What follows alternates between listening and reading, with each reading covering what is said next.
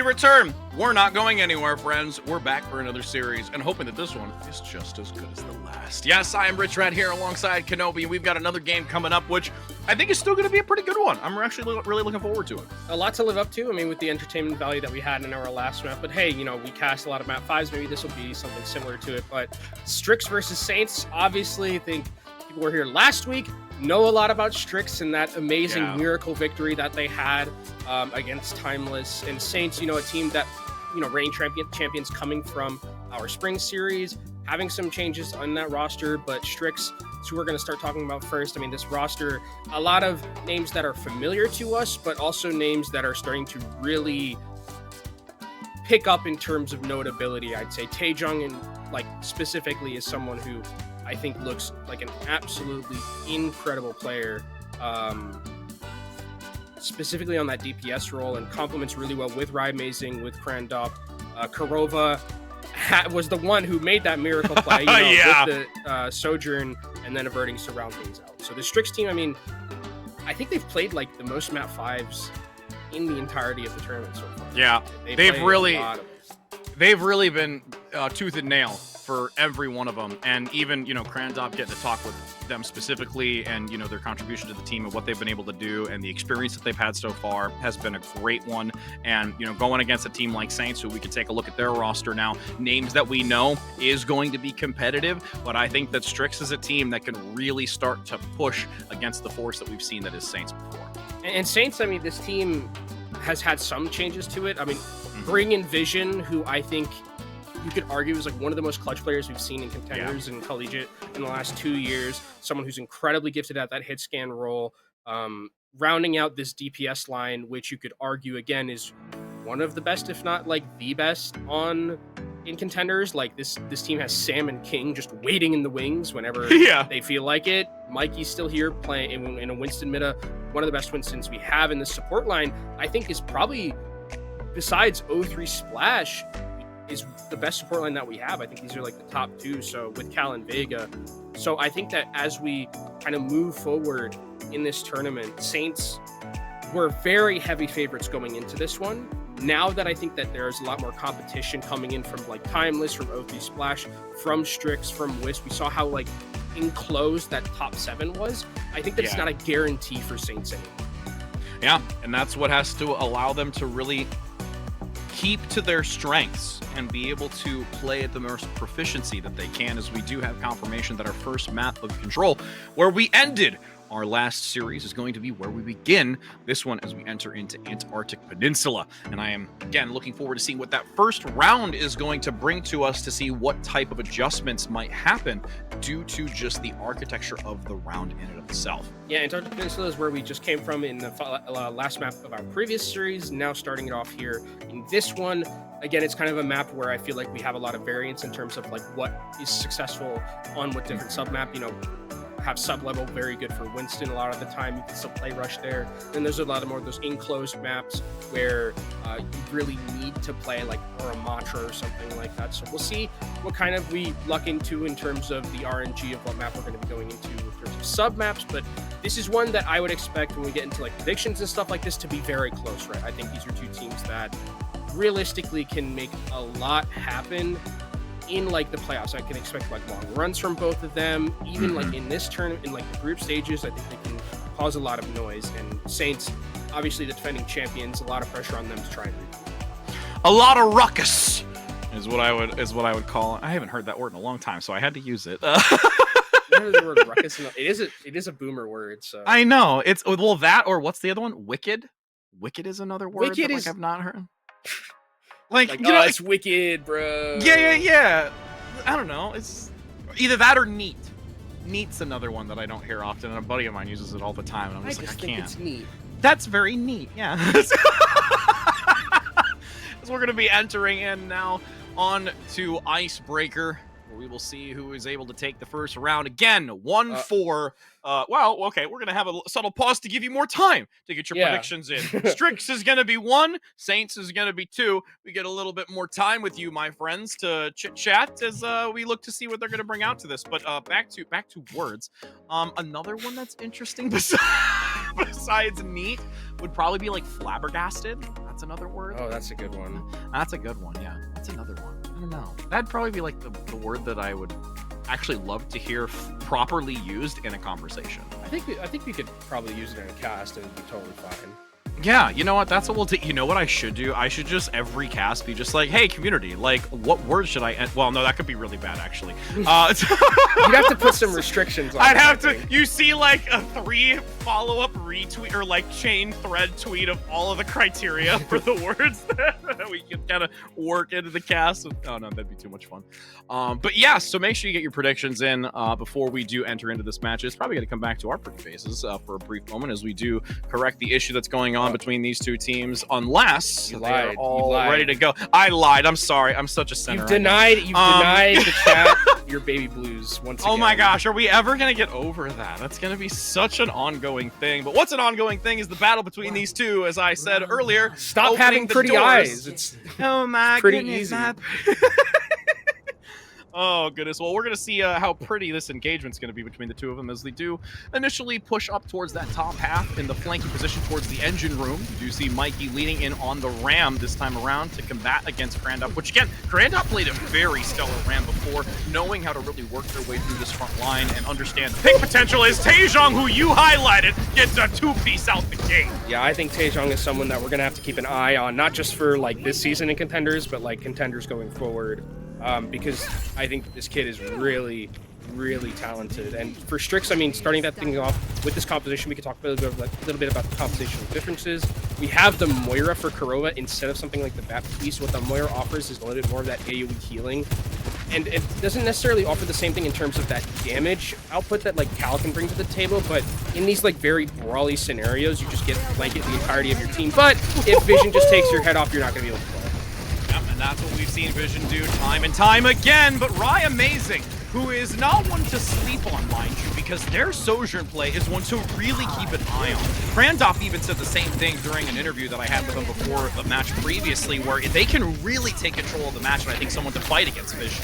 Yeah, I mean, Rye Amazing is going to be someone, especially on the Sojourn, kind of really elevated themselves last year, now coming into a new meta where it's a little bit change for Rye Amazing and not really the focal point like he was in that last season or last year that we saw Rye Amazing play a lot when it was, you know, Dor and Hurix kind of coined Rye Amazing collecting souls.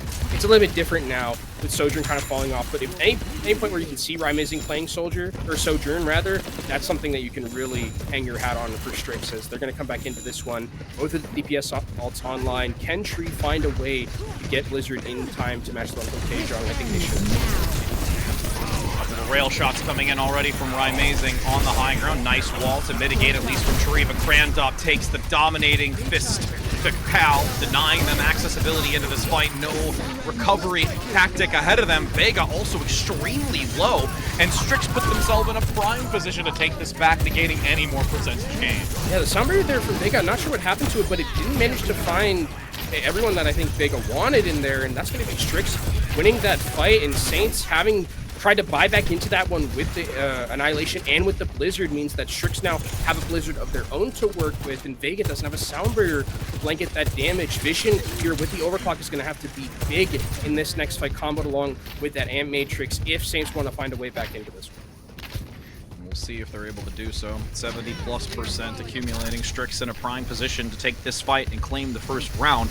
Nice breaker as the Amp Matrix comes in. Nice immediate wall to deny, but it will not be standing tall for long. It buys just barely enough to mitigate and hide behind the wall, but Vision finds a sliver of an opportunity and takes full control of it, taking down Taejong. And Strix at this point just want to guarantee that they get as close to 99% as they can. That swaps over. And I like the patience there from Saints, specifically from Vision, where it's very easy there to kind of see, you know, get red in the eyes and just be like, okay, I have an Amp Matrix here, I can just use Overclock at the same time, but Vision doesn't need to do that. Then now you keep the Overclock for the next fight, so you can continue to have a little bit in terms of that ultimate economy to start rotating yourself back in percentage-wise, because Strix, I mean, Rye Amazing was close to theirs, but they don't have it just yet. Now without the wall, I think Vision might go for it with this Overclock.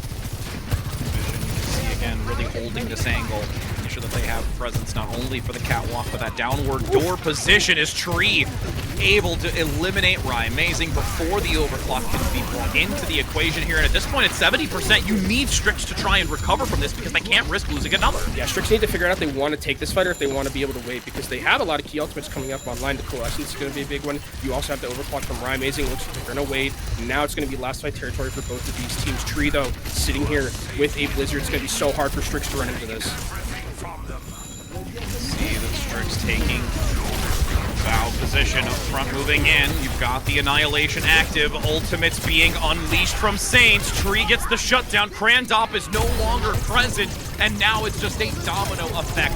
Every ultimate contributed from Saints is yielding value and shutting out Strix for them to have a hope and a prayer in this first round. That was really good gatekeeping from Saints, where they saw like the rotations were coming in, and I think at that point Strix was aware that the Blizzards has to be online for Tree, right? There's no way they don't have it, but like that was just really good from Saints, where they were just positioning so well to be like, yeah, if you want to come this way, you're gonna have to walk through Blizzard, and then they have to rotate so far away to that other side. That means that Saints can set up in the back line on the other side of the map and just let Vision have all that space to work with. And we can see the predictions right now: 58 for Saints, 42 for Strix. I mean, this is close. I mean, I think this is how it's going to be with a lot of these teams when we see these like top 7 matchups, where it'll be like 60-40, 55-45, like it'll be close a lot of, unless like someone really starts to pull away, with which 0-3 Splash is the closest to, I think. The only one to pulling away.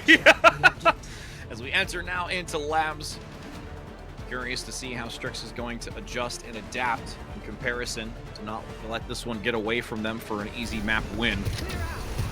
High ground on this catwalk is going to be the place of contention towards that coastal area. Mikey getting flanked, nice boop to dislodge and separate the supports away, so Mikey is not pushed into an unfavorable angle. Holding back, no longer has the Nemesis, needs to be cautious. Tree still going to look for some decent sightlines to counteract it. High ground still maintained by Strix until they opt to dive in onto this, taking the space that they desperately need to overwhelm Tree, who's popped their defenses already, and the Immortality field is gone. So that gives a window for Strix to drop down and take it first. Yeah, I don't think Mikey and the rest of the team assumed that Mikey was going to die there. I thought they had a little bit more time to work with as Amazing takes down Vision, and now Saints just have to make a full retreat here as Strix will start taking up that percentage as much as they can. Karova getting close towards this Coalescence, but on the other side, Cal has been able to stay alive long enough to be able to find her way to Ant Matrix. So Strix, you have to be a little bit careful, because if Ant Matrix is just going to surprise them completely, that's something that could change this fight. Nice disruptor shot to hold them from pushing through to take and contest that catwalk. Mikey down below. There's this crossfire angle. Cal instantly has to force out the Immortality field, and with it being brought down by Krandop, everyone swarms forward and takes another fight engagement. And Strix, I mean, they're played really patiently. I love the way they're like kind of rotating around the geometry, not really giving Cal like a perfect avenue to use that amplification matrix, because if you just kind of like sit in front of it, Cal's going to be like, great, I can just throw this down. But the rotations from Strix and using the geometry was really well played, to the point where like Cal couldn't just throw down an Ant Matrix and get value out of it. Had to really think about how they were going to be able to use that. So now Strix continuing on the defensive end here. Overclock flank. Amazing absolutely blasts Cal with the flanking angle. Not ready at all for that, but all the while up front, 2 go down. They lose one of their supports, and you even have the rotation with the Annihilation from Mikey to shut down Amazing, and despite the early pick, they lose this entirety of the fight. I mean, the idea was so good from Amazing there, but perfectly timed. I mean, perfectly would have actually been that Cal gets to live through that, but it was a one-shot, so I don't really blame Vega. But on the other side of it, really well-timed Somber. I mean, instantly just blanketing all of that incoming damage. Amazing couldn't find another pick because there was just too much shielding and health to chew through, and Saints are able to survive, and survive by only using 2 ultimates, right? That's the biggest thing. So now they still have 3 to work with as Strix come back in. Blizzard active on the lower position, going to collapse onto Mikey, who no longer has the Immortality field, but since the Blizzard is gone, Amazing gets a counterplay on Division. Krandop frozen to the core behind the wall. Vega and Cal take instant advantage of this, and the support plays are able to put out the damage. I mean, love that from Cal as well. Using the Ant Matrix, we see a lot of the time Ant Matrix used in a aggressive way and like an offensive way. That time Cal uses it as a way to just completely blast healing into the entirety of his team to make sure that they live through the Blizzard, and that keeps Saints alive throughout that fight, and then they can, recontest with their own Blizzard from Tree. So really well played from Saints, and specifically that support line coming in from Cal and Vega, who have been playing well so far. As Strix come back in, try to take the high ground. Trade-up already getting taken down low, needs to be able to survive so that Kurogi can come in with Coalescence. And look at the wall that separates and causes this redirection of positioning to give extra healing, but then that leaves the supports vulnerable for Saints to take full control of. They are absolutely taking these last few moments, fully embracing what they can do with this now being the last fight territory for Strix. Verdings can't go down there, needs to be able to survive, and will be able to do so. And you're right, Rich, this is going to be the last fight that we have for Strix. If they don't manage to win this one, they're going to be going down 1-0 already to start this series. Vega coming in towards a sound barrier, Kurova and Krandop. That's a combo that's going to be incredibly important, because if you can use that Coalescence to enable Krandop, get him into that fight, and then get him to Annihilation, that's how you can bring it back. Nice Vortex for the moment. They actually get the Cryo Freeze out of Tree. Immortality Field, they're putting so many resources to allow Tree to escape. Coalescence active in the back to make sure that they can also press on and shut down Mikey in the front position. Oh no! The rail shot charge onto the overclock. Ryan Mazing is brought out of this equation. No longer viable for them to take advantage with multiple rail shots up top. Vision now going to take control. Looking for shots into the back. Tree doing so as well on the Krandop. No tank available. Ryan Mazing swapping as a desperate plea on the Soldier to sprint back into this position. It's swapped back. Saints are in prime control and are able to take this first map with no one getting back in time to contest. And I mean, who else but Vision there? Talked about at the start of the series. One of the most clutch players we've seen in the past couple of years, I think, in Contenders since we've been watching them. There at the very end, absolutely no fear, finds the biggest headshot onto Ryan Mazing, who had overclock going, and just completely turns that fight around with one click of the head, rail shot, ending everything. And that's Saints taking a 1-0 lead, looking very clean to start things off. Well, and the other part of this, too, is we talk a lot about Vision, but I have to give a lot of credit to Tree here, because Tree was the one who we saw on the Sojourn, on this hit scan, really being able to pave the way. But now that Vision's able to be able to take that up for right now, Tree, with their walls, with the slows, with their ability to utilize the Cryo Freeze to get them out of really sticky situations, that works so well for them, and it draws a lot of the focus away and just has such value in the bigger picture. And I think Tree's kind of always been like this chameleon player where like Tree can play like a lot of things very, very well, and also in different styles. I think this is like, Mei is like one of those heroes where it's like very hard to see kind of like the pop off of Mei, because it's a lot of what makes Mei so valuable doesn't necessarily happen in the kill feed, right? It's a lot of like those walls that you're talking about. It's a lot of the positioning and really using your life as a resource and effectively zoning people out, and things like that. So I think that like having Tree on this role kind of expands a little bit of like what Tree is as a player, because we've seen Tree a lot of the time in the past like be the focus of the team, right? Like last year, I mean, it was obvious where on Odyssey,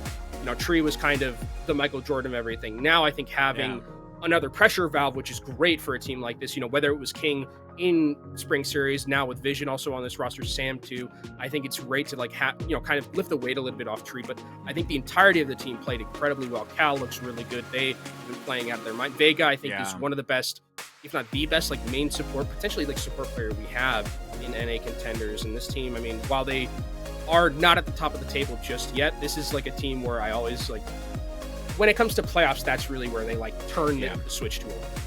Yeah, and it's just, I think, that mental atmosphere that they get into, because we've even talked to them and interviewed them about that over several occasions, where it's like, got to get to the playoffs, that's where things shift. Or, we're just kind of working our way through, better understanding all the teams and knowing who we're going to compete against, trying to set ourselves up for success, and then unleash the beast, which they are absolutely able to do. And you even talking about Cal, I still remember so many occasions, you and I, either through Collegiate or here, where you just see them having these pop-off moments of multiple kills. Their Baptiste play is unreal. So seeing that little bit of a pitfall against the flanking Sojourn was one of those few moments that you see the weakness, but I'm looking forward to what this next That's not Cal's fault, though. I know. That's what I'm saying. It's like it's where it's just like, oh no, you feel bad for Cal. Like, it's okay. We're gonna leave that alone. But actually, where we're gonna be going, it's one that I've not seen in quite some time, Kenobi. It's gonna be Midtown for our next map selection of Hybrid. And this will be interesting as well if we do see any like swaps in for either of these teams. But Midtown is a map where it's such an interesting map because I think that like every facet of the map plays like differently. Like you play like a very CG on like the first point, and then second point it's like a lot about controlling that high ground, and third point is kind of similar to that as well, where there's all these like corners to play around, and angles are like super important. So we'll see kind of what compositions are brought to the table. This is one where it's like, do we see like Winston? I think on second, like Winston's very popular because of the fact you can control that high ground, but also do we see like Ramatra, because you need to poke a little bit, you know, where you are at the start of the map, and give that space to your DPS, who are just going to be able to potentially spam through these areas, like whether it's through train or through that like little corridor. Ash is something that I think is very popular on a map like this, because it's just so easy to hit those dynamites through that small entryway. So I think this is a map that I'm interested to see kind of come back into the meta, because it does offer a little bit of versatility, I think, for what composition you can see. Yeah, and it's refreshing to see that variation and what kind of things that you can bring to the table. And even, you know, looking at it as a whole, and you mentioned all the different dynamics as we work through this map specifically, like once you start going into that payload position where it starts to move through that doorway, I always feel like the bridgeway is such an interesting place that you can play. There's those couple of side angles that you can take, finding opportunity, even like the get out of jail free card with those couple underpasses if you do have to look for contention or want to reside within that area. So there's a number of different ways to play it, and it's exciting overall to see as we actually do gain confirmation that there is going to be a sub, it looks like, coming in here for, it's actually going to be Strix, it looks like. Yeah, Strix are going to bring in. Yeah, Strix are going to bring in, which is good. I think, which I think is Hyun is someone who I was impressed with last time we saw them in last week. This probably tells me that we're going to be seeing like maybe Brig Honor or something like that. I think Lucio's potentially a thing that we see here. Also, I wouldn't expect it maybe on the defensive end, because kind of Lucio doesn't do too much defensively. Like you kind of just spam. But it is definitely something that's possible as we go into a map like this, where Midtown is somewhere. Again, where it's so weird to me that we're going to be seeing this map again, because it feels like it's been so long since I've seen it in competitive. It's like, hybrid was like, to me, for the past like 6 months to a year, has been like Blizzard World Kings Row. And so, I mean, let's think about it, because we always were sticklers for pizza. So the last time we commented on pigeons and pizza in the same sentence that's how long ago. Oh my god, that's so.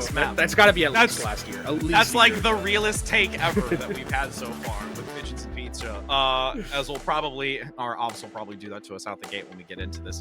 But it looks like we are just giving a subtle moment here to both these teams before entering into the map. But again, overarching, you know, dynamic here is that we have seen Saints be playing very proficiently. Still a lot of combatant opportunity here for Strix. They have still found their opportunities to turn it back over, but now as we deviate away from control, this is where things now really start to shake up, because it gives a lot more, I think, opportunity for Strix to kind of come out of that shell, no longer be so focused on a control type map, and this hybrid is really going to start telling us, and should be a glaring tell, how well they're going to compete against Saints moving forward. I think the other thing about this is that I wonder if we're going to see like the Tracer duel between Tree and between Taejong. So that's something I would like to see. I think that would be Taejong in particular, I think, really last week kind of like stepped up to the stage a little bit. And I mean, even we saw like a little bit of moments of that in map 1 in Nights Peninsula, but like if we do see something similar to that, I would maybe not this map. Depending on where we are though, because I feel like on 3rd you can play Tracer, but this feels a lot more like either spam or long range hit scan. That's like where we're gonna be at. And then also that pigeon already ate its pizza. That's why it's just really just contemplating how its stomach feels. I feel like are you okay down there? I feel like it would die, would it not? If you ate like an entire slice of pizza, if you're a pigeon, like, wouldn't you just? No, I don't think so. I mean, the thing that's really bad. No, because I eat an entire pizza and I'm fine. But you're also like. That would be equivalent. No, I it's think not. One pizza. No. Like, well, okay. There are not. Your body is not worth 8 pigeons. Okay, I refuse to believe that. Okay, all right. I'll admit that. I'll give you that. But you're yoked, but I don't know if you're that yoked. What does that even mean? Being yoked is usually got muscle. You know?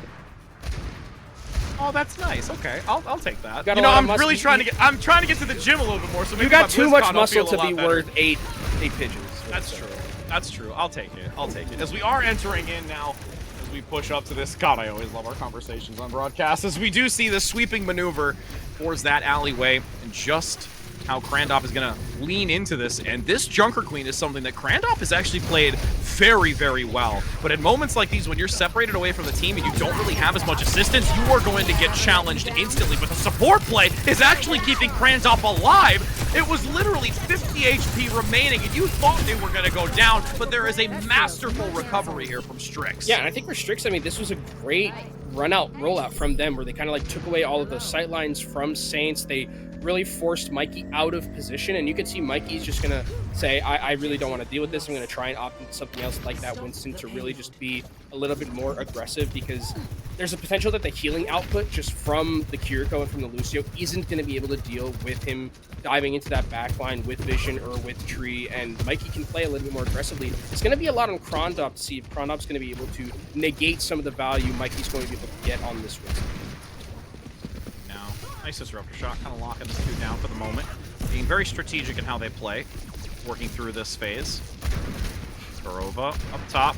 Looking for a couple of shuriken pickups, but still continuing to top up Rhymazing, since there isn't as much lethality that can come out from Saints with Vision on the Ashe. Not that one-shot potential as we've seen with the Sojourn or other. That payload's actually moving quite a bit here, too. Tree gonna go in for the dive, but look at how swiftly Rhymazing is able to dive out of the way, but leaving Kurova a little vulnerable, and Tree takes the advantage. And rotating now to get that duplicate onto the jungle might be disastrous here as they clean it up.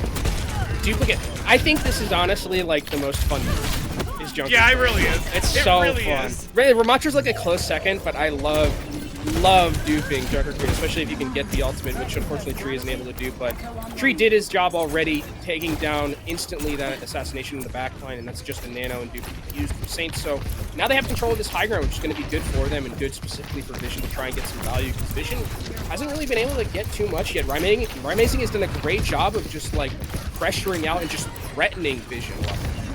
Yeah, and Tree at this point is the one that has to make the movements, and this is a second time now that Tree finds these subtle moments to aggress forward and completely stifle Strix. A lot of this is, though, on Mikey as well. I think Mikey is playing this so coordinated with Tree. Because what's happening now is Strix are, like, whenever Strix are, like, making, like, a little bit too aggressive of a push, and like Krandov is going in. As soon as Krandov like crosses the offside line, I'll call it, they instantly dive onto the back line with Mikey and with Tree, and there's not a lot of sustainability if there's no Suzu for the back line or for Rhymazing. So I think that the Saints are really playing this well and utilizing this high ground effectively, and dive as Mikey's just going to go aggressive here, has the Primal Rage if needed, but just creating so much space for Yeah, and the reason they have so much of this possibility of playing aggressively is because they really have a ace in the hole, back pocket, just ready with the Primal Rage. And there's not enough damage to even force it until finally you're going to see the juggle. Right now. Yeah, they're just letting them have a free farm on the front line. Mikey! The jungle! Mikey, this is why we talk so highly about their Winston play, because it is a legendary. I mean, okay, ends up going down, though, to a pulse bomb from Taejong, but is there enough sustainability from the Strix's side? Krandov being taken down extremely low, will eventually go down. Strix do get some progress on the payload, but they aren't able to break this defensive hold right here, which is going to be what Saints want to keep here, keeping Vision up on this high ground, keeping the spam going. Actually, Strix do manage to find a way back in, but with Mikey coming back now, there's no way Strix can hold this without their jungle. I mean, it really was helpful that Taejong, who is now slept, by the way, was able to get the— Oh my god, Cal! My goodness, Cal, how could you? Rampage across the high ground, gets damage on Vision. Cal and Tree extremely low, but they're able to stay alive long enough to be able to get themselves somewhat topped up. But unfortunately, because that Rampage causes such disruption to their angle and how they play it, it's literally a cleanup from Strix and Kurova coming out on top. Yeah, Kurova doing what Kurova does, it feels like, with this Sojourn. Is there going to be a recontest? Doesn't look like there is going to be. Maybe, I think Strix, or Saints, they're getting maybe a little bit too over-aggressive after getting that sleep, and just Krandov had probably one of the easiest rampages he's ever going to be able to hit, as Mikey is going to end up going down here, and now the momentum can start moving forward. As Cal is able to trade back into Kurova, Strix going to be able to get back onto this high ground and leave, but actually maybe they might not be able to actually. I think they're stuck here. Yeah, they're stuck. They're between a rock and a hard place right now, but at least going to take down Cal, so they've gotten something for their troubles. Taejong able to now lead with the Tracer, triple dash across the high ground. look for a regroup with Krandop. We also have to remember that, like, Echo for Tree is, like, something that Tree really made his name on. It's actually, it's taken down by Amazing, but it is traded back in for Taejong, so I think that Strix are going to actually try and move forward a little bit here, but Mikey can take control of the high ground, and all he's got to do is for vision in the second. A little more dangerous. Mikey up top, ascending and then descending constantly to hold that angle. Tree now with a duplicate, though, onto the Junker Queen, and that's Strix's opportunity to say, we are not going to check you with that. That's a Peepo leave angle right there. You do not want to ever be near a duplicated Junker Queen like that, because Rampage builds up so fast in that scenario. So good presence of mind from Strix to just leave in that scenario as Taejong poking and prodding. Also, with Pulse Bomb, there's also the overclock from Amazing, who now has the high ground, so... Ooh. There is a boosted Tree. Can they get the overclock shots? Finding down below, the Kitsune Rush is tossed into the mix here, but Tree still playing defensively enough that they aren't going to get caught out, waiting for the ideal moment to re-enter into this fight. But with Mikey down, that causes a problem. Taejong picked up though by Vision in the distance, so that makes it a 1-for-1 trade on the DPS line. Tree has a slipper of health, Tree alive? just eluding in the back.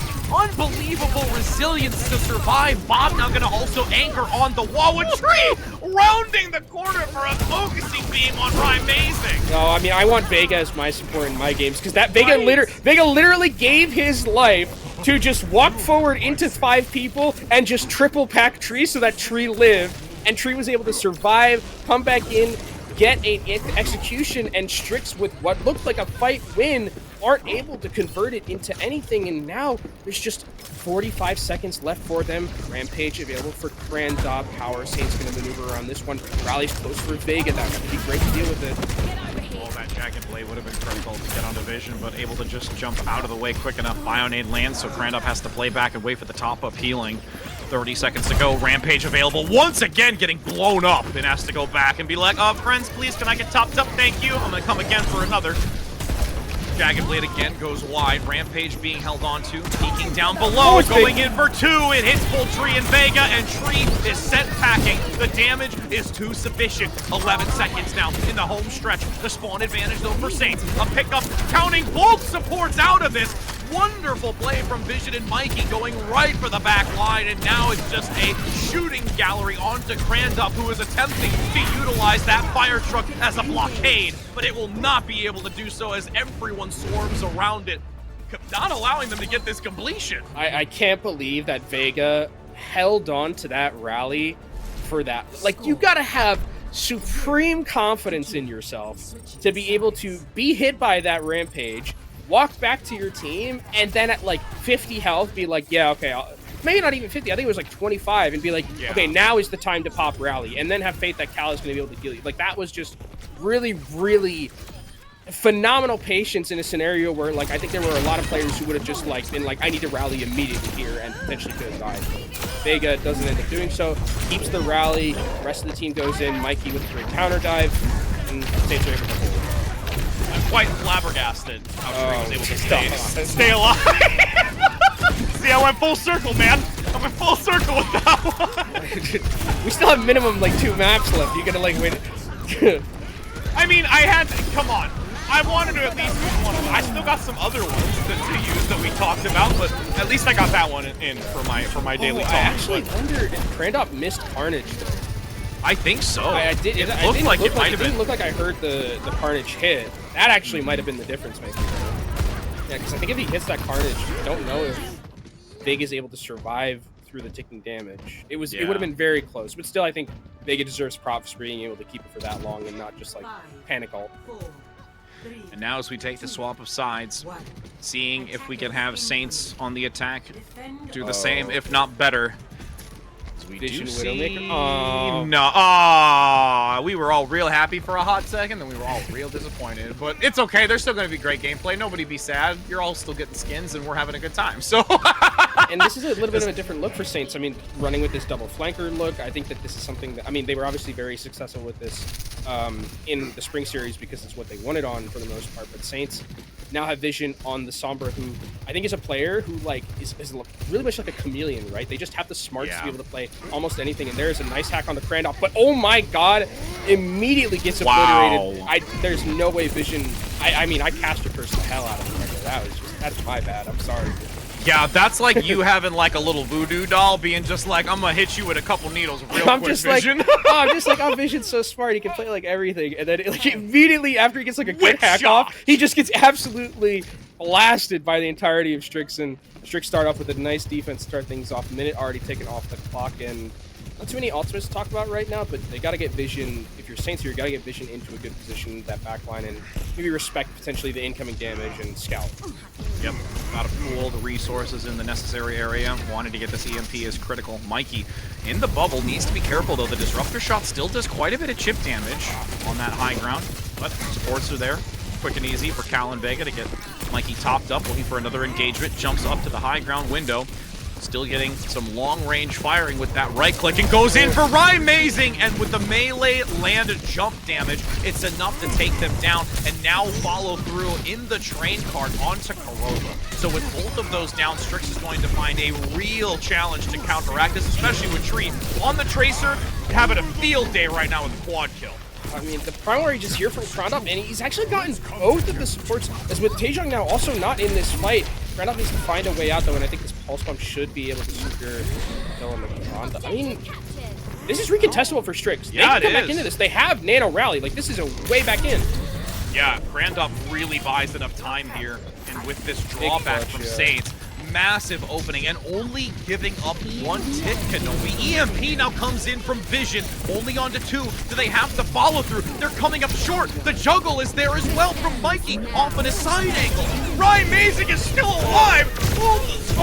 Keeping him going, and this is unbelievable from how Strix is able to turn this around, hold the line, and deny Saints from taking even more. Yeah, Cal played that super well, just positioning away from the EMP, not sitting next to Vega, or not sitting, or rather Kurova, not sitting next to Hyun there, so Hyun could just use that rally after the Nano comes in, keep that Brigitte alive, and just have that health continuously building up, so Saints couldn't really chew through all of it. And now, I mean, Destro swap over to the Ashe just to see if Vision can find a pick out of nothing or force up some cooldowns with that Dynamite, but Taejong's coming up on a Pulse Bomb, and Taejong's attach rate is super high.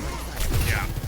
Now, with these 45 seconds, we might just be able to see Strix with a full hold before transitioning into the payload phase. It's a tall task, but it can be done if they play this seamlessly. Pulse Bomb into the support line, but hits the shield. Wonderfully timed by Vega, a support line that we've highlighted heavily, and that's a moment to say that they can do so and withstands it. But Krondop gets the entrance onto Vision, knocking them out of this fight. There is one last opportunity to regroup, but they're locked in a room with Mikey going down and Amazing finding the shot. Yeah, Mikey was diving super deep. They're trying to find a way to get kills into the backline, but just wasn't able to manage to secure any of those kills, and Strix throughout all of that were zoning off the backline, so Mikey couldn't get healed. Is anyone going to be able to even touch this point to proc that overtime? Triple dash by Tree, guaranteeing the overtime, but needs to get back into it. All the while, Vision in the back is getting overrun and completely knocked out of this fight. Strix take it, making it a 1-1 match score here in this series. And by golly, if I see another map 5, I'm gonna scream for joy. What a defense, though. I mean, from from Strix there in that position. I mean, they looked like, it was weird to me that we saw like a complete shift from Saints going over to like the double flanker look. It felt like the Strix were just very adept at dealing with that one. In particular, Vision, while I talked about like how he was, you know, being so smart and having like a good feel for the game, it felt like the Sombra never really got online. Like even the one EMP that there was didn't really seem like it got a lot of value, and it took a long time to get it as well because of how good the focus was from Strix to deal with that double flanker look, even with Tree kind of just doing Tree things a lot of the time. There were some of those clutch moments, whether it was from Krondop getting both the supports, Taejong getting a Pulse Bomb, like those little things really did help Strix kind of win out. Well, and the thing is it starts all the way back from the first takedown. Like everything kind of stems. Vision falls behind on managing to gain the ultimate percentage. They still want to stay invested in it to try and see if it's the win condition. Once they finally use it, it doesn't gain the necessary value that they would like. And even as they do eventually start to get that fight, Krondop understands immensely how to play that last positioning so that they can guarantee another recontest. Everything just falls in suit for them over the course of that, and cannot wait to see how it continues to go. But we've got a short break coming up here, so don't go anywhere, friends, because we'll be back in just a moment. You like solving problems.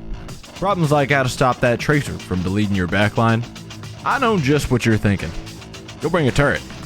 But y'all can't solve all your problems by simply bringing an extra friend to the battlefield. For that, you need the Contenders Torbjorn skin. Solve your problems by connecting your Battle.net account to Twitch. After that, watching Overwatch Contenders Summer Series will contribute to your drops progress, letting you claim your Overwatch Contenders Torbjorn skin. Even your turret gets an upgrade. Warning, the Overwatch Contenders Torbjorn skin does not come with extra or upgraded turrets. Build instructions will not be provided. By picking Torbjorn, you waive a claim towards any destroyed turrets. No refunds, no exchanges, and no take-backsies.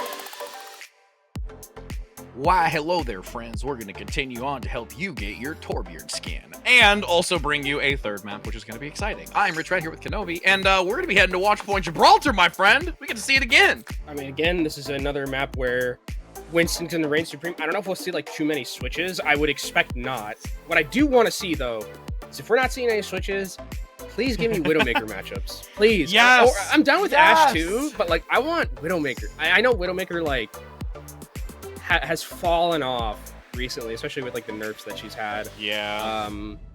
But I still want to. We can hope.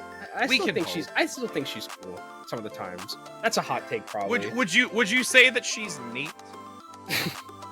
would you say that? I think we'd be able to say that. That's neat. To see.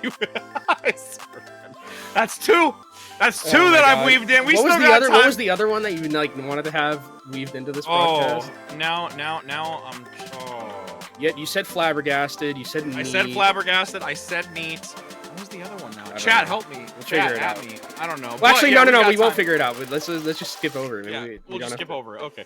But yes, so with Watchpoint Gibraltar, we already got to see it earlier today with the compositions. I absolutely agree with you, though. I would love to see more of the Widowmaker because it is just a treat to really watch, especially with these two specific individuals. Like, that's the other dynamic of this when we want to talk about elevating that type of gameplay. It's one thing to see, but when it's two very proficient players that really have the wit and the tact to know how to find these hidden angles or surprise positions, that just makes it even better.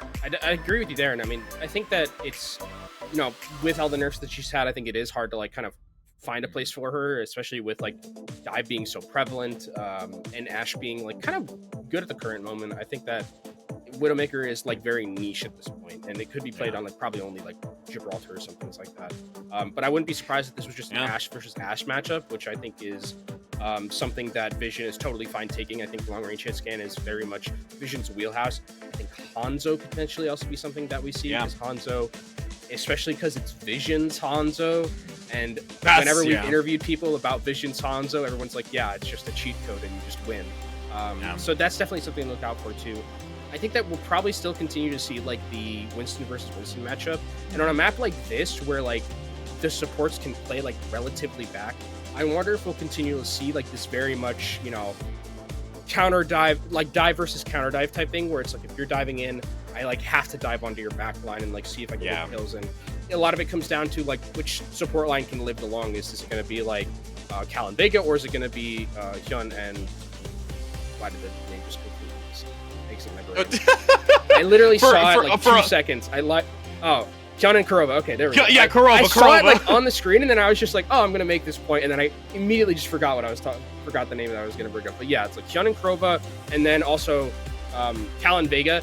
Whatever support line is going to be able to live longest, I think is definitely going to be kind of like the team that ends up winning this matchup, because I think that with the counter dive kind of style of play that we're seeing a lot of right now, if you can just create time for the rest of your team, or even your own Winston, to like get into the back line and secure those kills, that's really where kind of like it comes down to the difference between winning and losing those fights.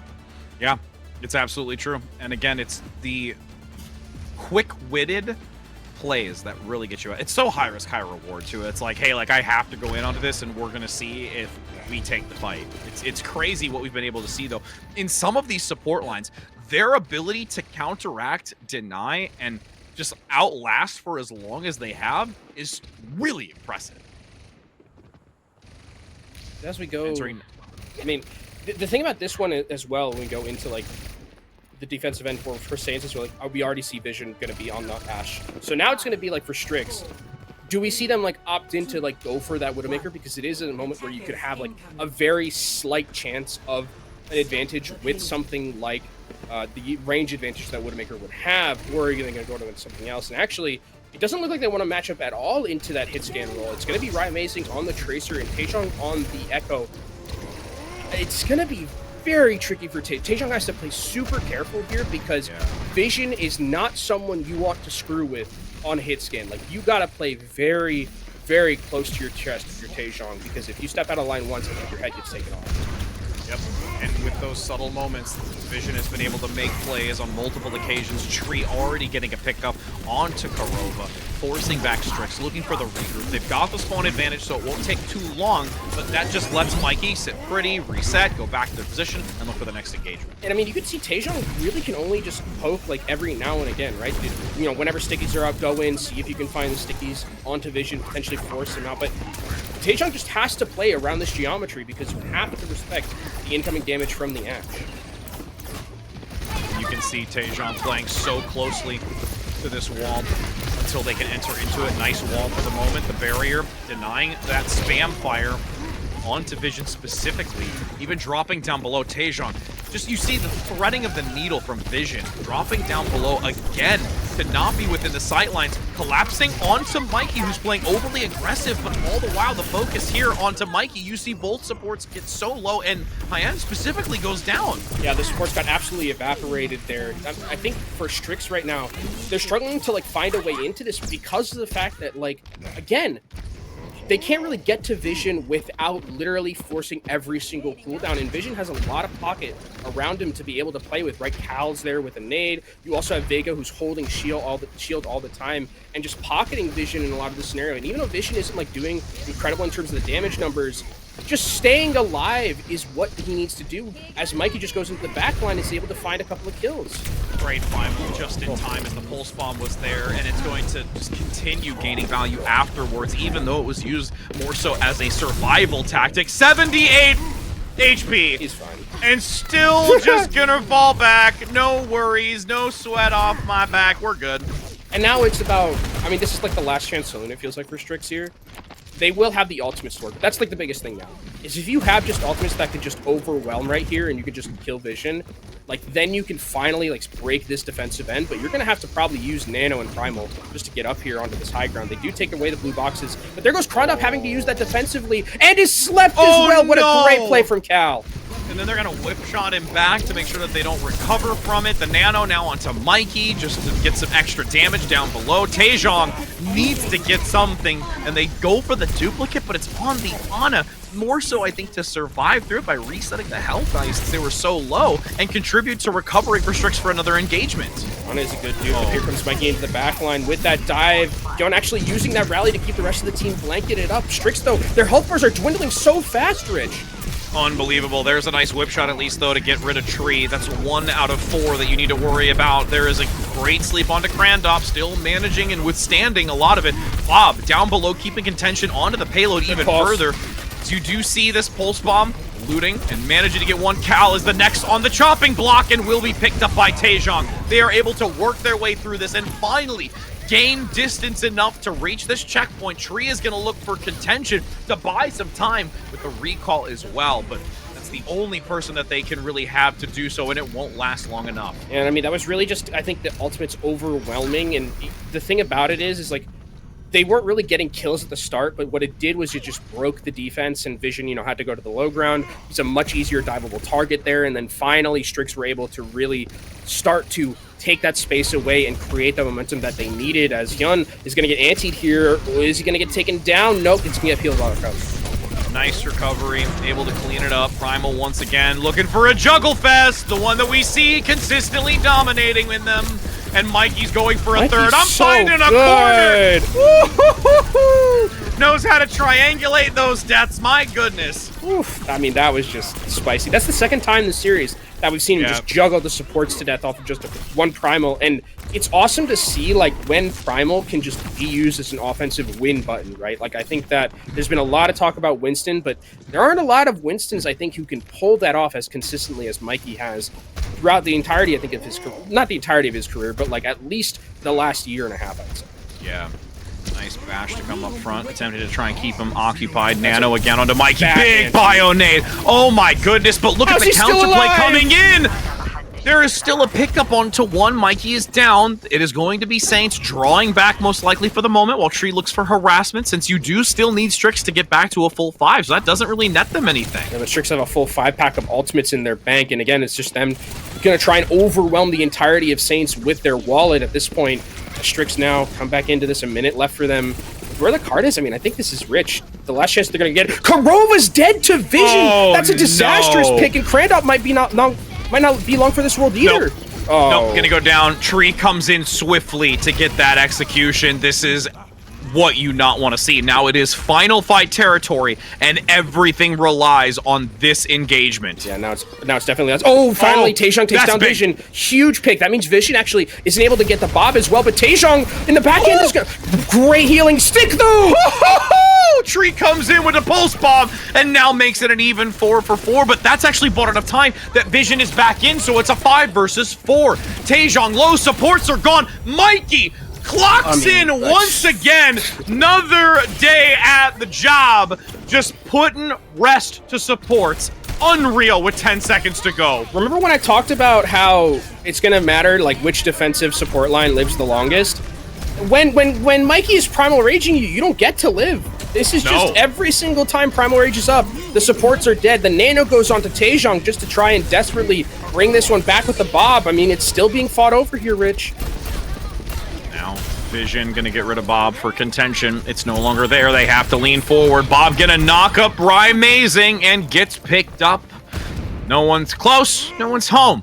And that will be where the payload stays, as we take the swap of sides to see if Strix can deny Saints from being able to get to that golden box of victory.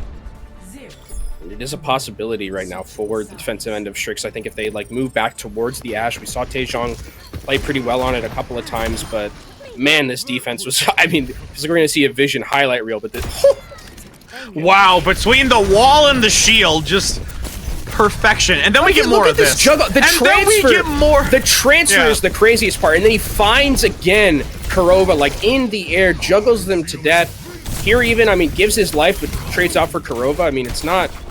I just really, really am impressed. And I can't say enough for Mikey, who... I mean, we have to remember, last year was in the grand finals against the Dallas Fuel on the San Francisco Shock on Winston and almost won a championship. This guy is really really talented on this hero, and I think deserves a lot of credit.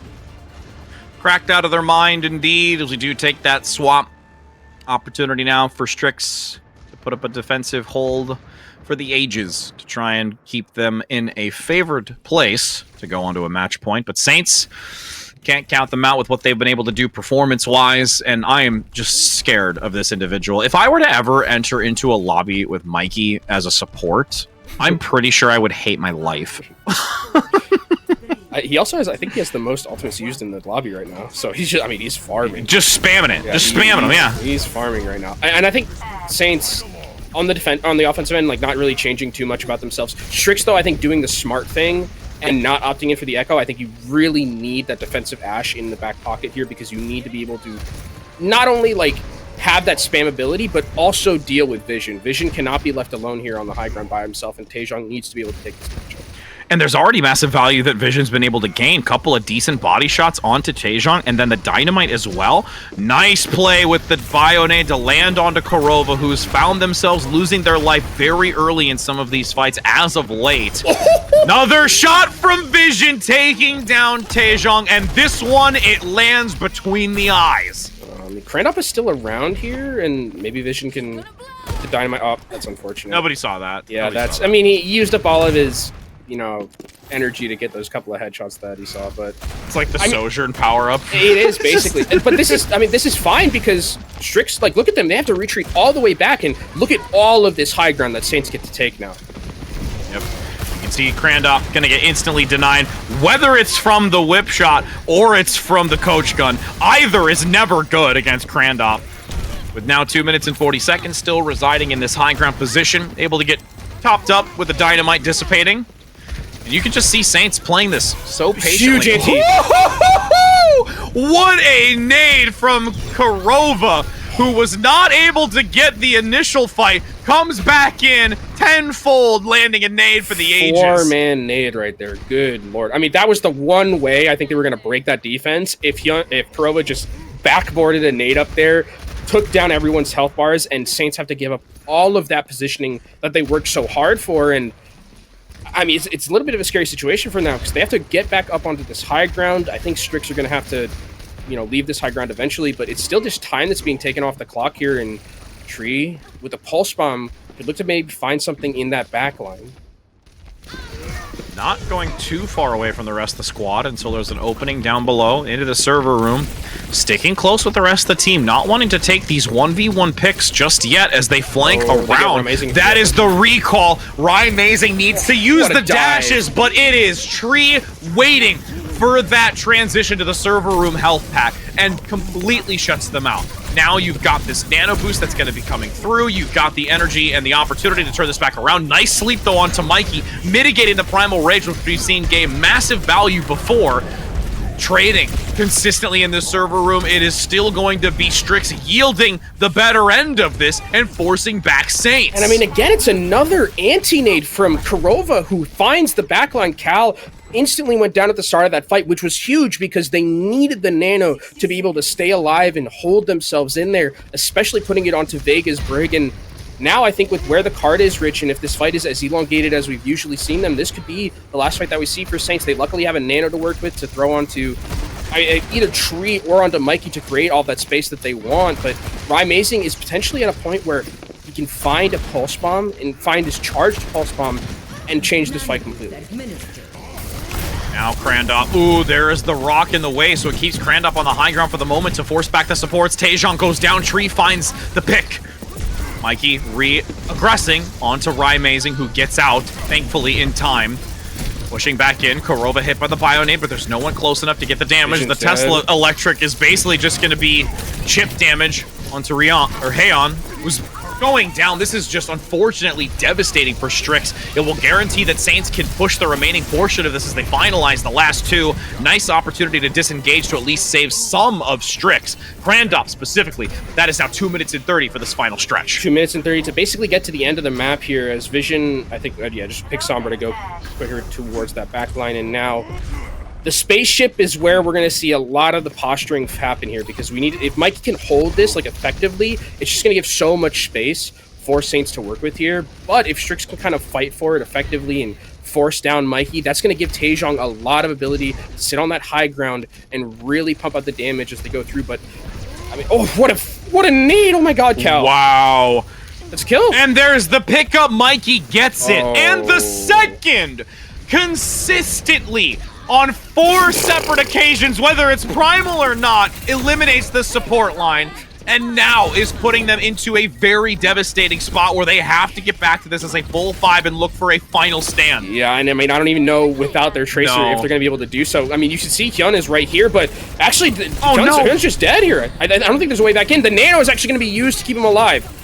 Wow, dashing forward, now contention, Tree falling back, dashing away from that frontal aggression, re-entry now, rally from Vega, Cal tosses out the Nano, Pulse Bomb sticks onto Haon, everything crumbles in front of Strix's eyes.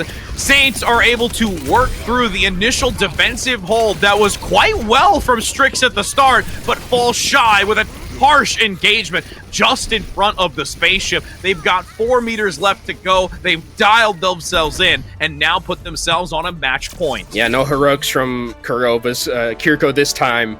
It's the Saints who finally are able to break that one, or finally able to turn that one into a victory. It was a bit scrappy, I think, on both of the offensive ends with their first attacks, but once they were able to kind of break those defenses and get that momentum, it felt like a completely different game. And I mean, Mikey just was unreal on this map. I mean, this was a phenomenal Winston performance. Yeah. I think all things considered, benefiting a lot as well from some help from that backline, from Cal, from Vega, with those antis that were set up. I mean, also I think that the coordination with the dives with Tree also looked really good. So I think that like this Saints team, when they're firing on all cylinders like this, they just look like such a well-oiled machine, and it's so hard to slow down. And to Strix's credit, I mean, they did do it a couple of times, but it just wasn't enough in the end.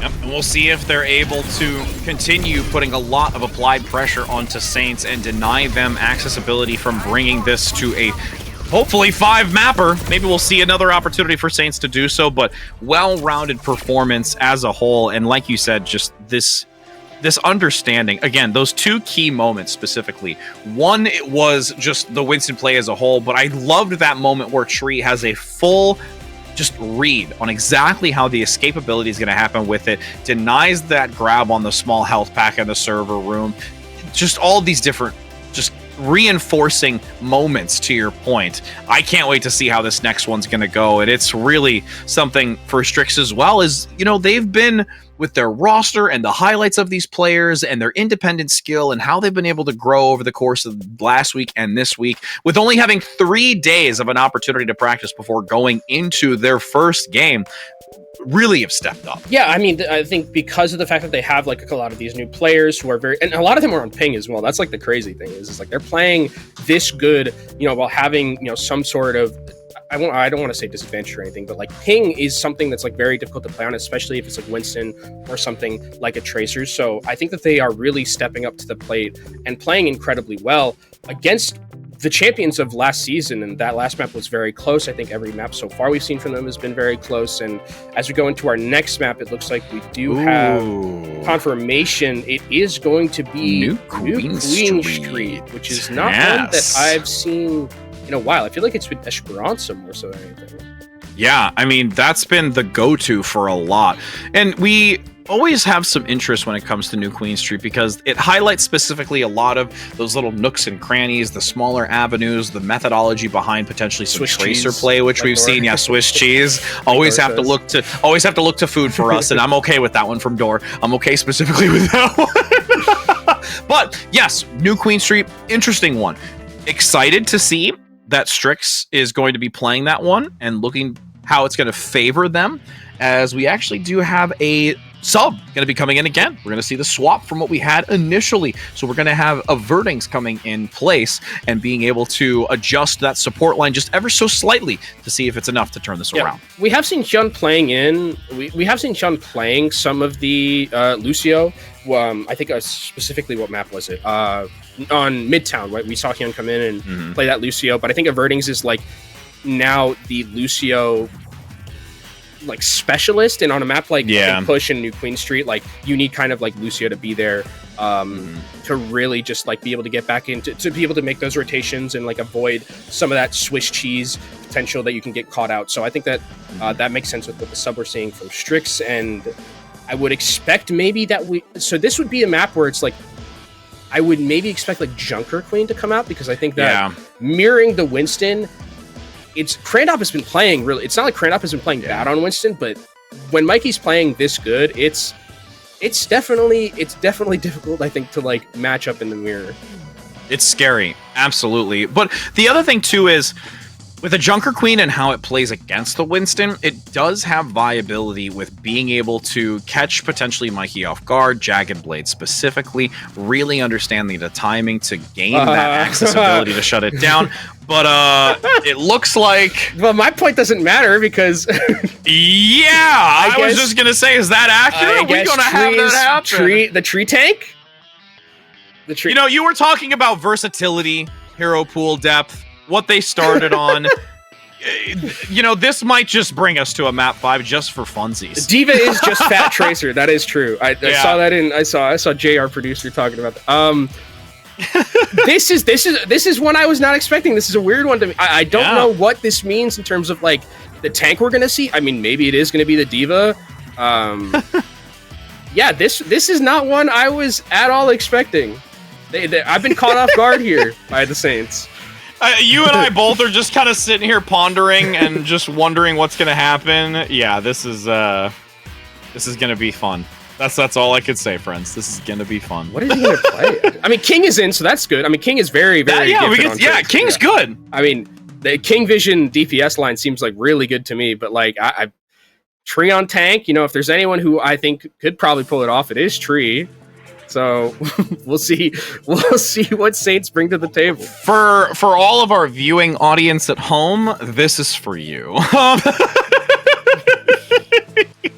As we are entering onto this map of Push, you know, we've talked about pigeons and pizza, we've talked about food in general, and now, as we're entering onto this, it's time for some coffee. Who needs caffeine, friends? I know I do. I'm actually joking, I really don't. What's your go-to drink? What's your go-to drink? Is it iced coffee? Whatever the one that you... Okay, because I live in New England, so it's Dunkin' iced coffee with regular cream and 2 shots of vanilla swirl. That's right. I think I helped you figure that out. And then you helped me convert that into a Starbucks order, because Dunkin' doesn't really exist like everywhere as much as it does in New England. Yeah, that's true. That's true. I think. Let me see. I wonder if I still have the Starbucks order you told me. What is it? Tom Beanston? Is that coffee place? I'd love me some Tom Beanston right now. As we now enter in onto this, we will see if Saints is able to close this out with a 3-1 scoreline, or Strix once again will find themselves in a climactic map 5 for a second time on broadcast. Second time on broadcast, but like 5th time during this entire season. 5th time overall, so that's true. There's been a lot of Overwatch played by Strix here, and as we start things off, King is actually going to be on the Genji. So Genji Ashe is a combination that's kind of stood the test of time, because if you can get Ashe into a position where you can hit those dynamites, it's great to get those Genjis in to get that dash elimination and reset out. So I think this is a great composition for Saints to play with. And Vision already takes down Taejong, and we have our answer about what Tree is going to be playing. It's going to be the Junker Queen, baby. Yep, gonna go head-to-head against Crandop, who's played it very proficiently, but unfortunately with a comp like this from Saints and the well-rounded understanding of how they play with one another, this is gonna be a win for the neutral. And I mean, this is something that I think that like is good for this type of like playstyle, where it's like Tree can kind of just like stand in the back, just poke, doesn't have to be really like aggressive, because really it's just about holding that space for Vision and King to get value, because if you give them enough time, eventually they're going to be able to find some sort of dynamite or some sort of dash reset that's just going to completely blow the fight up. Let him cook. Let him cook indeed. As you do see King getting a pickup onto Raimazing, who is not ready for this. This Genji play from King is actually disgusting. I think, realistically, too. I think the last time we saw King play this was actually on New Queen Street during Spring Series. This is like it was. And it was really good back then, and Saints are just completely running over this right now from Strix. And Strix don't really have a way to, like, match the spam. Like, Vision is just left by himself, unless, like, Raimazing can find a way to, like, just randomly find a pick throughout all of this spam, maybe you can get it. But beyond that, it's very difficult to realistically match against this Ashe. The best way to recover is going to have to be now, though. They don't want to allow this to get to the checkpoint so early. Big pickup by Rymazing, but unfortunately the Dynamite and Vision takes them out. Bob gets a crossfire from being that far away. This checkpoint being reached at just over 2 minutes is disgusting. Yeah, I mean, this is just looked incredibly dominant right now as Vision is looking for that tracer. Actually hits the Dynamite onto Taejong. I don't think Taejong has recall, so has to just go get a normal health pack and might actually meet King. Yep, I was thinking, as soon as I saw King's POV, I was like, Taejong's like around there. That's not going to end friendly at all. Jagged Blade now onto the Rampage. Actually gets a pull to reposition, but it still clips 2. As Averdings gets the sound barrier up. Grandop looking to turn this around, but Vega responds in kind. It's like deja vu for the opposing team, and they will get the better end of this, but actually a pulse bump comes in. Grandop! Oh my goodness! Oh, he missed the carnage! Oh no! Oh no! But you know what? Strix still gonna come out on top. They just gotta clean up King. Blade gonna go in. Oh, the shuriken damage, but Averdings is there to help out. Yeah, I mean, they're just trying to get as much as they can out of that, but a lot of ultimates used in that fight, I think. In total, I think all 5 of them from Saints and 4 of them from Strix, so 9. As Rymazing will have an overclock, though, so that is going to be a good chance for Rymazing to be able to create space and potentially find some picks to make this card move a little bit longer, and Strix can finally get some percentage. But it's not going to matter if Vision just finds your head immediately, and that should be a fight win for Saints. Completely nullifies the overclock. Picks up Averdings, who's way out in the open down below, separated from the team. This is now a chance just to regain that distance and to regain that opportunity of just taking this to the end. Yeah, you have to. And Rymazing needs to find this overclock and just immediately look for Vision's head, or else this is going to be very difficult to play through because the spam is just so much from Saints composition. And with Kiriko Lucio, you don't really have a lot of healing output. Kiriko's not what she used to be in terms of that healer. Yeah, the throughput being just a little bit under par, but still yielding value. Jagged Blade to get Rymazing forward, and they force out the Suzu. There's the shot we've been waiting for. Onto Tree, brings them back to spawn, and now another chance. Yep, for Vision to try and hold back, keep them alive, and Strix isn't able to get the kills that they would have liked out of that.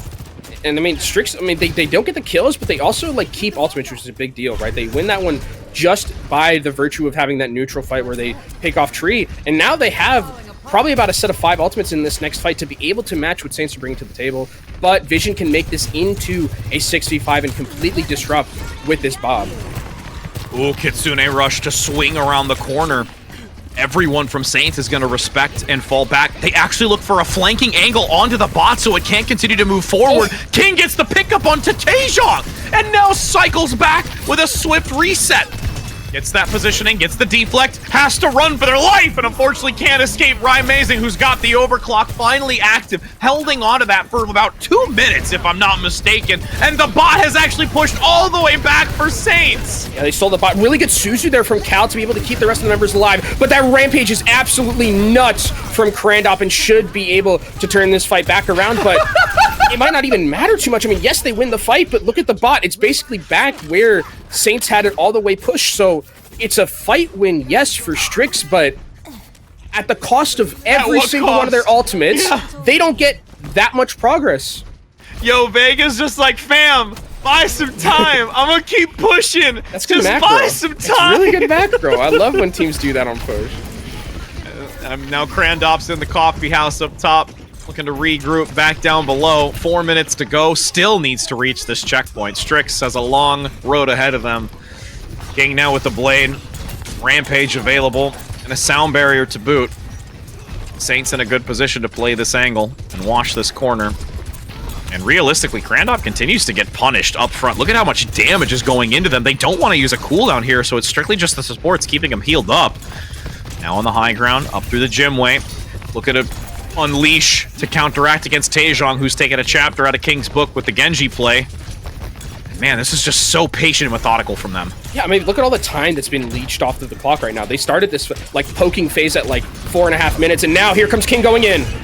On top of the bus, drops below, goes in for the dash, can't quite get it. There's extra healing with that Kitsune rush to get them through it, but Kurova goes down alongside of Verdings, and everything shifts in an instant from Saints as they combat with quite a few ultimates, but still keep Tree's Rampage. Yeah, they keep the Rampage, and Verdings hasn't really found a way to get back towards the sound barrier. So really it's going to be, in this next fight, it's going to be off the back of Kurova to try to find a way to get a really good Suzu, and you know Saints are going to be looking at themselves.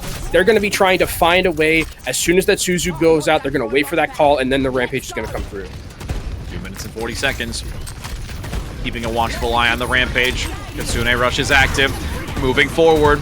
Repositioning, chasing down Raimazing, who does just elude the Jagged Blade that flew free. A second one that they dodge. The dodgeball favors you today, Raimazing, but Taejon goes down from King, who gets the dash reset for the dash. Oh. Again, once onto Raimazing. King, oh, you gonna do that, Tree? You gonna do that, Tree? That's alright. We gonna just let, but I mean, to be fair, Vega King is also the one who stole an ace right there. Right? I just want people to know that King, I mean, it's just been absolutely unstoppable. And I think, again, Nuts. It benefits really with just how good he is at this hero, but this composition enables the Genji so much. And Tree still has this Rampage ready and available to them, but Strix have managed to get ultimates of their own. That's basically the win condition right now for Saints. If they find themselves in a position for this to be turned around, there's the Dragon Blade to come through. Taejon gets one, now deflecting the incoming damage. The kunai cannot find until the melee lands. And Tree, you know, finally uses the Rampage, brings it into the mix. Strix will be able to take this fight if they just get rid of Tree. But again, look at how far they still have to go with a minute 30, Kenobi. Yeah, I mean, they still have to do the butt scratch, and they still have to get a lot of meterage in their back pocket, as we'll see a replay of King just slicing and dicing through the entirety of this Strix lineup.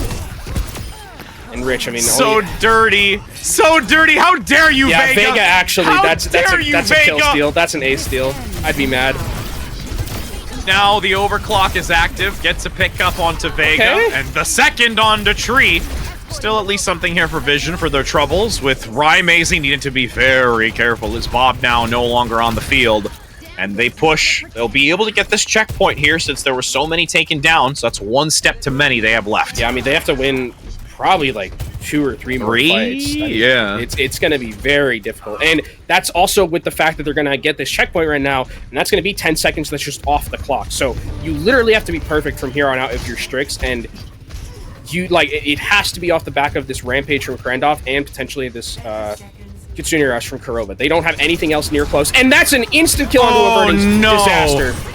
This is now with an overlapping ultimate from the Kirikos, the Kitsune Rush, to see who can better feat in this moment with 15 seconds to go. Saints lighting up in the kill feed, an entire team kill, and now there is no way that Strix is going to be able to get back here. It is going to be a prayer. If they touch in time, actually they do have the position forward. Verdings is dead. Can they get someone to touch? They managed to go into the overtime. Pushing this forward, it's going and vanishing. Can they get there again? No, they can't. Saints come out blazing with this composition. A surprise factor to us and all those viewing. We won't see a map 5 this time around, but still one hell of a fight. Is this going to be the kill steal? It might be, actually, but I think that Saints, I mean, really, they brought in Tree, like, onto the tank, and Tree, like, played, like, pretty well. I mean, it obviously wasn't, like, the DPS, but, like, I think overall Tree, like, had a pretty good moment on just did what he needed to do kind of on this, like Tree didn't have to carry or anything like that, but this was really like King and Vision show. I think that they played absolutely phenomenal in their own right. King was just absolutely everywhere, really benefiting from Vision's dynamites and the rest of the team like having that ability to get those like get the damage done, where it was like Vega with the triple dinks, or whether it's Vision with dynamites, whether it's Cal with kunais. Like,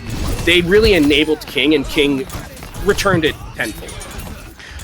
It's almost like the ace in the hole kind of moment when you see King play this Genji. It's so crazy how well and perfect in a lot of states that they can do this. And even when they're coming back and attacking and trying to deny it, and a couple of moments where you do see them getting caught off guard. I mean, Taejong at this point was just trying to respond at every instance to deny King from doing what they were doing. Like, it was always playing catch up and seeing what they could do to stop this momentum from them. Yeah, and that's always a very tricky situation to be in, right? If you're a team where it's like, if you're always playing off the back foot, then it's just I'm very, very worried for that team if you're always like kind of just like opting into the play style of the other team, right? And not opting into what your own play style is. So for Strix, unfortunately, won't be seeing a map 5 from them, but Saints take a well-needed step towards trying to catch O3 Splash, who are at the top of the table right now. They really are. But we have an interview with Cal coming up just after this break, so don't go anywhere, friends, because in 3 minutes, we'll be chit-chatting with them.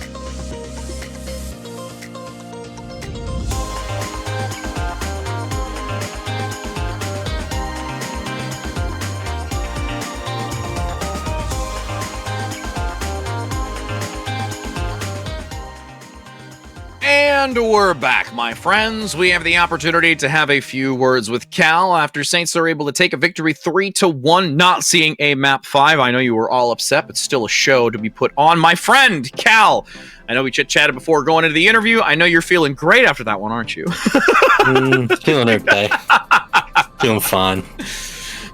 I mean, okay, so talk me through a little bit about this series, because I think Strix is a team that like has a little bit of difference. I'm actually curious to hear what your thoughts about this would be. Like, what is the Strix team in terms of like, you know, bringing in a lot of this new talent from not necessarily the NA region, people that you haven't necessarily played against before? How is that kind of, was there any difference in like how you prep for this team rather than like some of the other NA teams that you might have already known kind of how they operate anyways? I just know they have like that one Korean player and Commander. That's about it though. No real prep. just kind of showed up and played. Okay. You got to get the little cran derp in there. All right, I get it. But yeah, so overall, we've seen you continue to try and work through this. You know, Kenobi and I always have, you know, the understanding of what your squad is as a whole, that last season you just were able to dominate. The playoffs are where you really start to come online. Do you feel like in this segment so far with where you're at is kind of that, like, we play to our game, we don't get too overly stressed out about it, we know our potential, and, you know, play a little bit more reserve in the bigger picture here? If I'm being completely honest, I don't think we really care about like anything. It's kind of just like waiting for playoffs to happen. See, yeah, you get in that mentality of like, yeah, you gotta get the spot and then like turn the switch on. Yeah, just have some fun, you know. It's like that's the main point. Like everybody's here to have fun, mostly to win, but what's winning without having fun? So we're just joking around, having a laugh, giving them a map just so people in the chat can get their skins. Yeah, truly one of the people. I think so. Talk to me a little bit about like kind of going into like the group stages and then going into playoffs. Is there anything that you are willing to try, like just as a unit, like just randomly off the cuff, like in group stages, because you're like, we're most likely going to get to the playoffs anyways. This is a great time for us to practice. Is that, or like, you know, see if anything is like viable against some, you know, other competitions that's like higher up in the table. Is that a thought process that you guys go through at all? I guess you kind of saw it today where Tree's playing tank. Yeah, that's kind of what I was leading toward. that was on the fly last match against, I don't know their name, but we had True on Sigma, and honestly there was a gap going on. I won't lie. True putting in the work. I mean, overall, it was really great to see, and even Kenobi and I, probably, and those at home, were a little stunned by, oh, okay, Tree's gonna go on that. Oh, okay.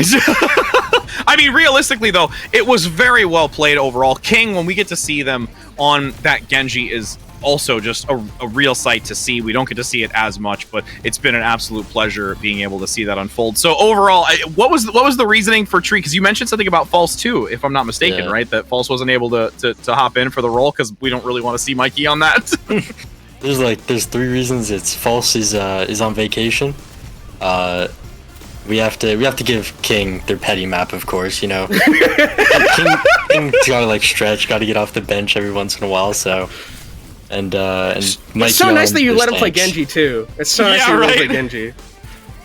Yeah, one of the most agile yeah, the agile movement. You just like, hey, we want to get some blood in your legs, King. All right. Gotta sit up. I gotta make sure I'm ready. Let's go. Well, it's been awesome to be able to see, and again, getting you guys on the broadcast as always is a thrill to see the way that you perform and continue to work your way towards playoffs, which we know is where the switch is going to be heavily flicked in the right direction. So we hope you have a wonderful rest of your night, my friend. Thank you for the interview as always, and we'll look to see you in the next games. Of course. Thank you for having me. Thank you, Kyle. All right, Kenobi. That concludes our second series for the NA day today, but there's so much more for the rest of this week. I'm just happy that we got another map 5. This one was just shy of it, still good overall. And we actually get to take a look at the standings that have been updated once again here, as we can see that 0-3 Splash is continuing on their trajectory with a 6-0 undefeated victory run so far. Yeah, I mean, this is a really, I think, competitive top half of this bracket. I mean, now it looks like, before it was like everyone was like 4-1. Now we're starting to see like a little bit of change between, or like a little bit more of a gap, I'd say, between like the top 3 and like the rest of the mid and then like the bottom half. But that bottom half still looks very competitive. I mean, Amplify, Afterlife, both at 2 and 4.